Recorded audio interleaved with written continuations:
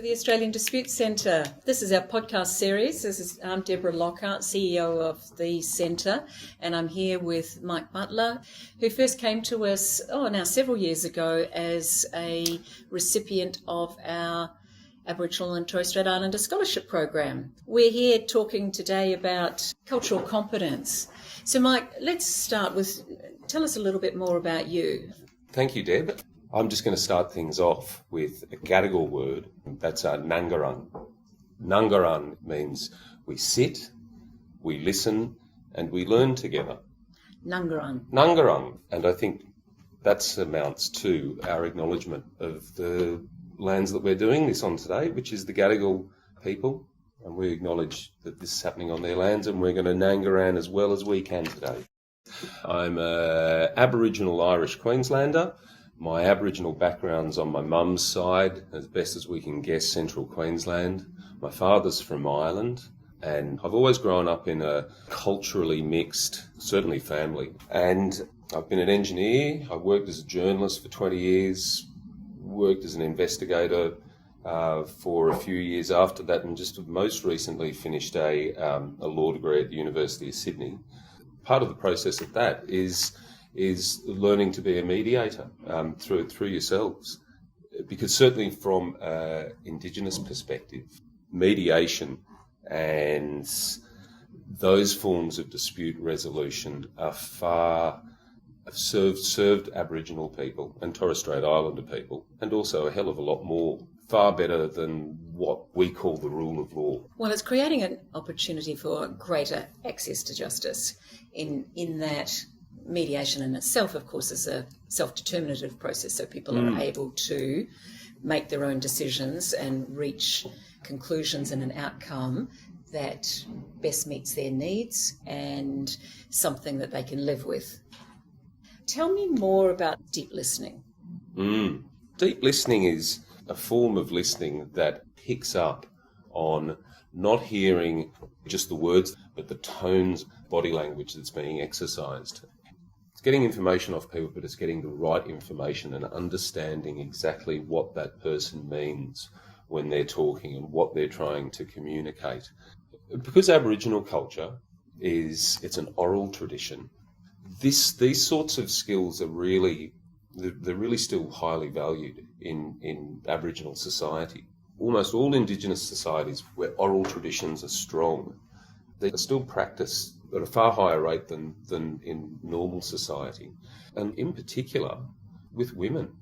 What you've just described in terms of deep listening, of course, is the absolute fundamental skill and attribute of the mediator. So when we're training mediators, this is what we are training them to do, to be present, to be listening with their ears, their eyes and their heart. And that's what I'm hearing you say. We could actually learn a lot from what's been happening over millennia in Australia and continues to happen with significant skills. And I've certainly seen it myself, the listening skills and capability of the Aboriginal community. They're just intrinsically much better listeners, I think. And I'm interested in how different cultures make decisions. What insights have you got in terms of the Aboriginal perspective? Non-Indigenous Australians are going to want to know more about how Indigenous people make decisions, if only because the Indigenous business sector has really exploded in the past decade. How Aboriginal decision-making happens now is it's a blend of how everybody else does it, but it's still tied in with the old sort of traditions. Traditionally, the old ways of making any decisions, a group decision, by consent of the community, in an ideal sense, that's how it's still done today. I heard an anecdote about when the folk were gathering at Uluru, for the Statement of the Heart. Yes, when they were going into negotiations, and one of Australia's leading broadcasters turned up ready to get a very clear view on how these negotiations happen. Sat there for 4 days, nothing seemed to be going on, and then all of a sudden 4 days later the Statement from the Heart came out and oh, what? When did that happen? I didn't see a thing. So Tell me, what was happening behind the scenes? Look, I wasn't there, but I was watching from the sidelines. I can tell you there was a lot of discussion, there was a lot of disagreement, and looking like there's no progress being made at all. But at the same time, those individual elders using their deep listening skills would be somehow divining a path through this.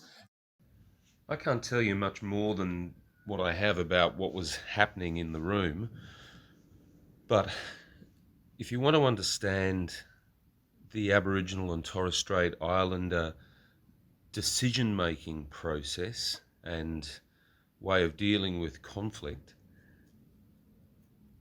the Uluru Statement is how modern Australia, modern Indigenous Australia, wants its existential crisis with the rest of the country to be handled.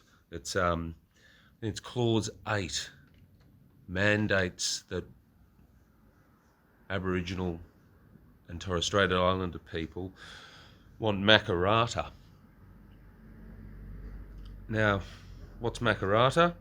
Makarrata is a Northern Territory word that it encapsulates the old ways of dispute resolution, restorative justice, relationship rebuilding and maintenance. And look, the overwhelming character of Makarrata is of mediation and mutual agreement over judgment and legal decision making, imposed decision making.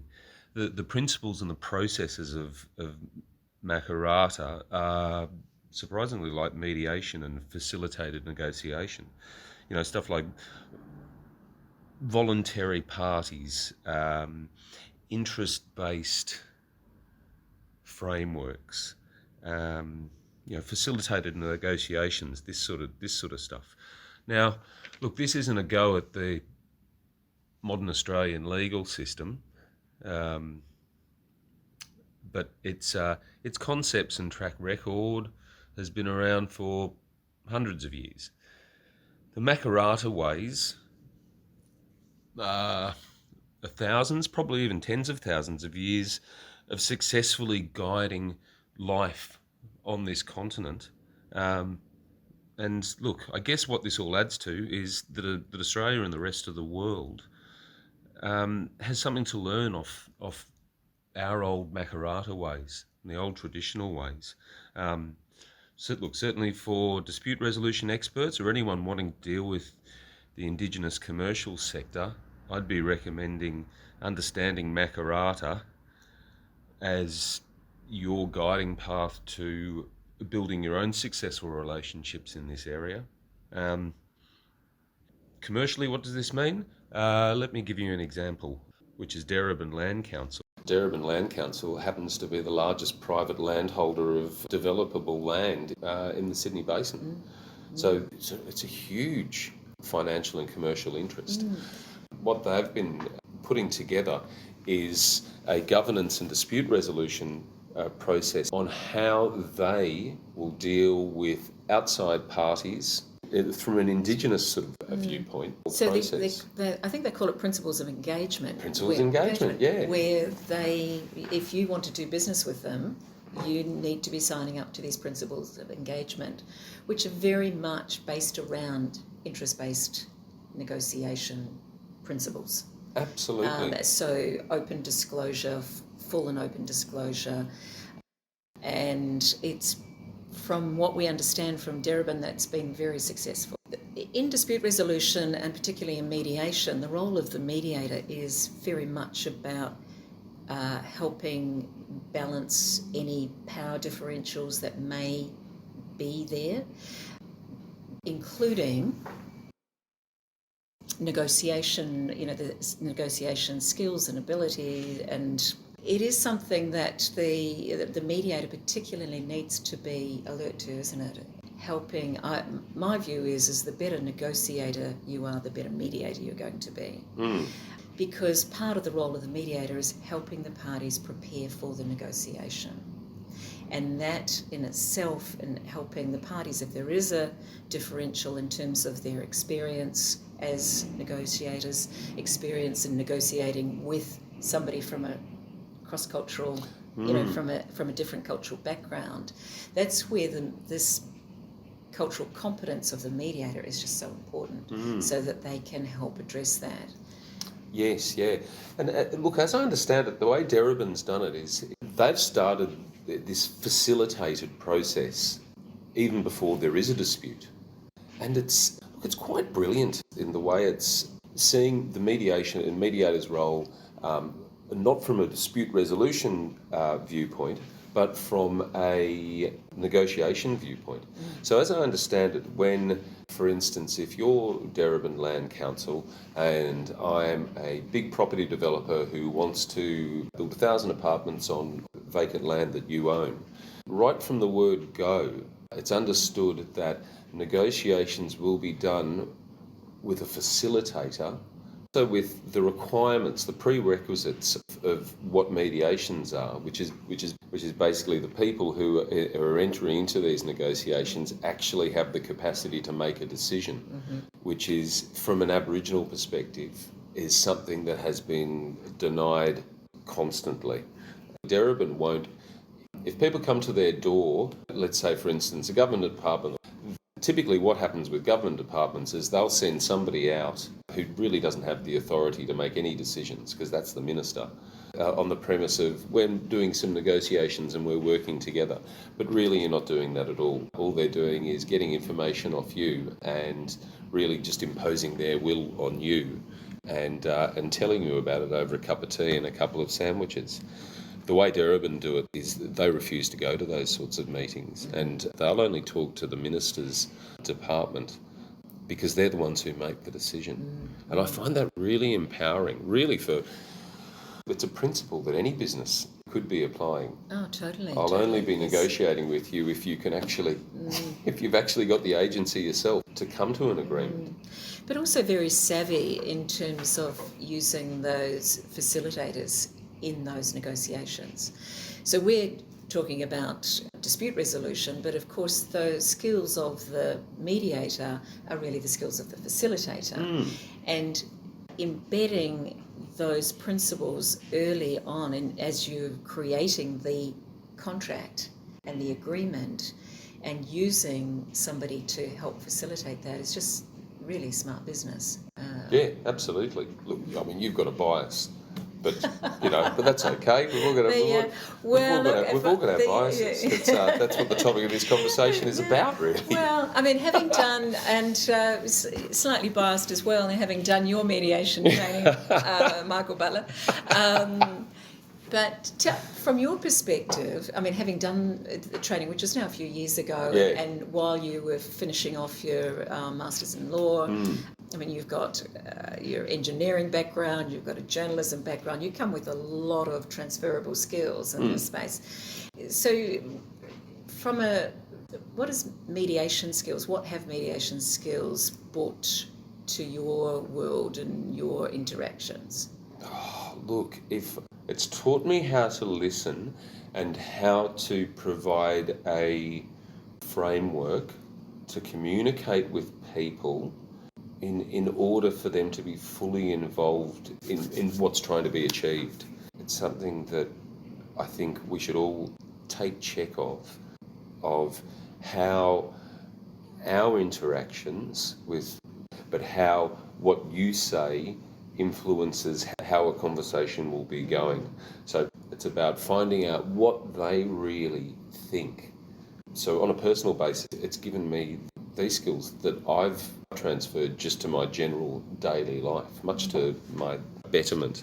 But I don't want to sound like a CrossFit person, banging on about that. So you're bringing in, it brings in a new language as well into the way that we communicate. Yeah. Absolutely.